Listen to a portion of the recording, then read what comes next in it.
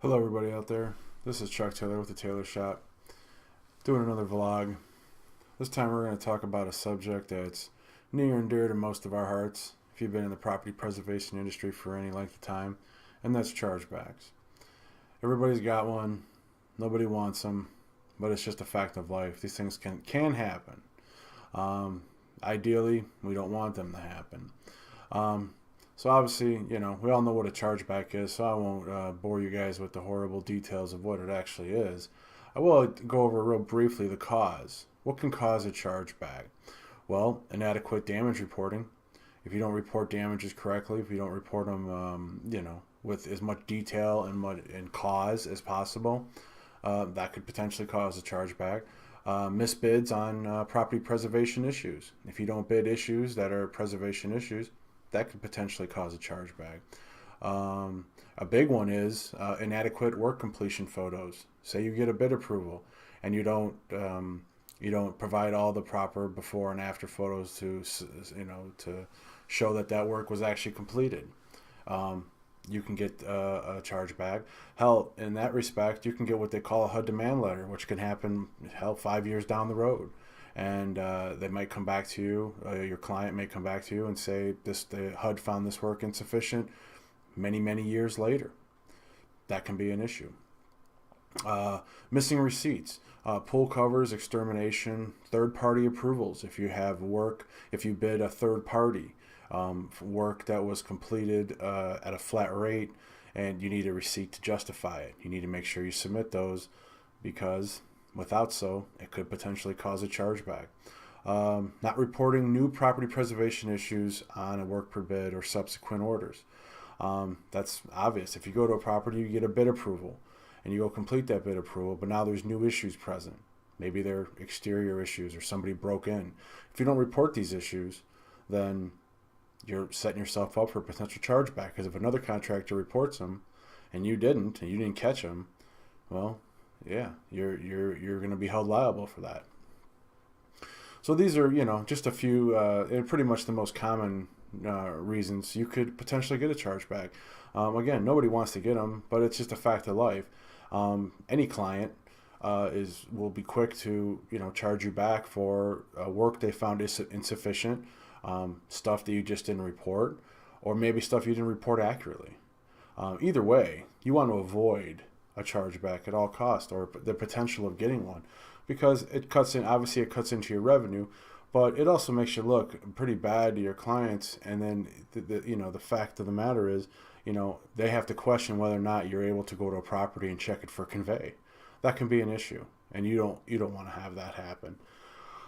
So the Taylor Shop, what can the Taylor Shop do to help eliminate, certainly dramatically decrease the possibility for a chargeback?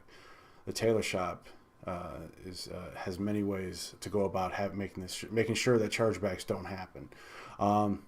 The first obvious one is that we quality check your photos and documentation thoroughly, looking for missing photos and information.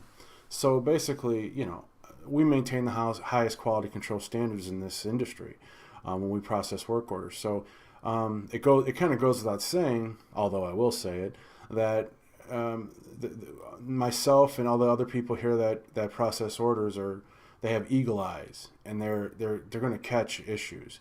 We're going to make sure that all the proper photos are being provided, especially on a work per bid. Especially if you've completed work, you want to make sure you get paid for that work. You want to make sure you can you have sufficient photos to document to justify it.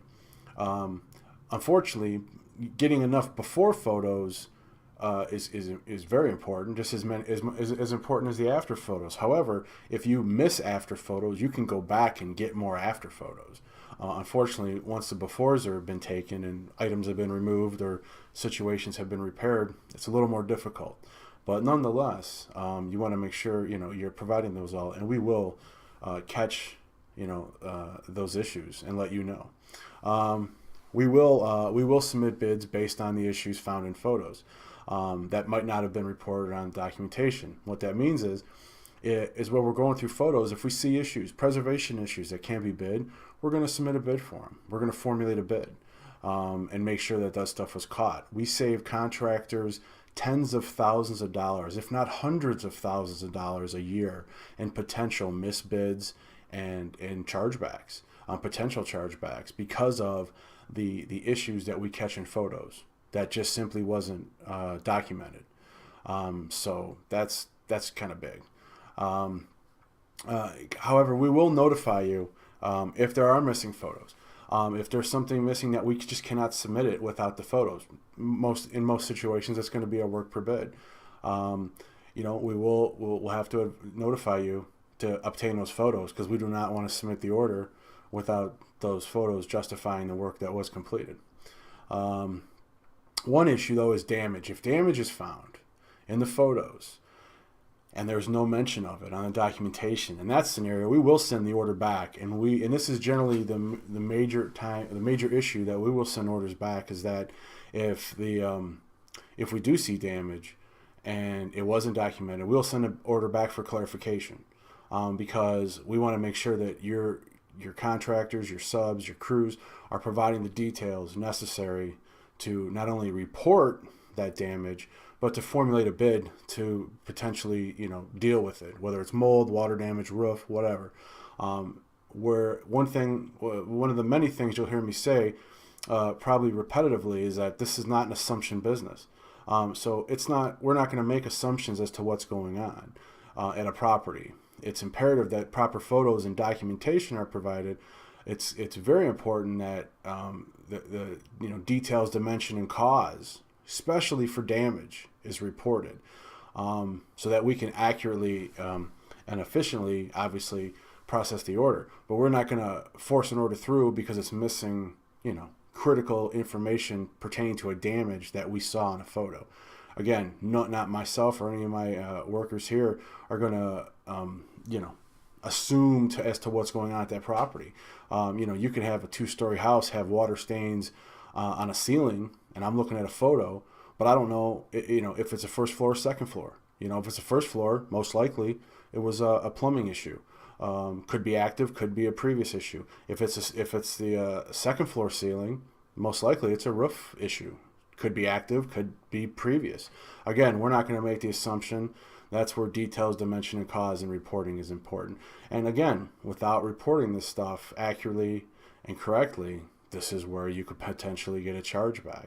And again, this is why one of the many values of utilizing the Taylor Shop is because not only are we substantially experienced in the property preservation industry, we know exactly what to look for on these properties and through these photos. And we know exactly of what your client's expectations are when it comes to that update submission, and making sure that you're providing them not only the issues, not only documenting the issues, but we're also providing, if there's a repair issue, if there's something that can be repaired, we will. If it's just if it's a damage, say, outside the scope of normal P&P, say, for example, structural damage, that's generally outside the normal scope of most P&P contractors to handle a proper repair. Dry locking is not a proper repair of structural issues. But it can be done. We bid dry lock all the time. It's not it's no guarantee that those issues are cured or going to cease to exist. However, I'm just giving you an example of, a structural issue, cracks in foundation and stuff. Most P&P guys are qualified to handle that because it's not your, typical P&P issue. It's property preservation. We're trying to preserve the property for the banks. So basically that's it. I just wanted to go over that real quick with you guys and give you guys a little more information. Again, I'm going to be rolling out these informative vlogs over weeks and months going forward throughout the summer, definitely into the fall, into the winter. I sure would like to hear feedback. If you guys have any topics or suggestions of things you'd like us to talk about, myself in particular, I certainly will. But we have plenty of ideas and plenty of information we're going to be rolling out here. Thanks for your time, and have a great day.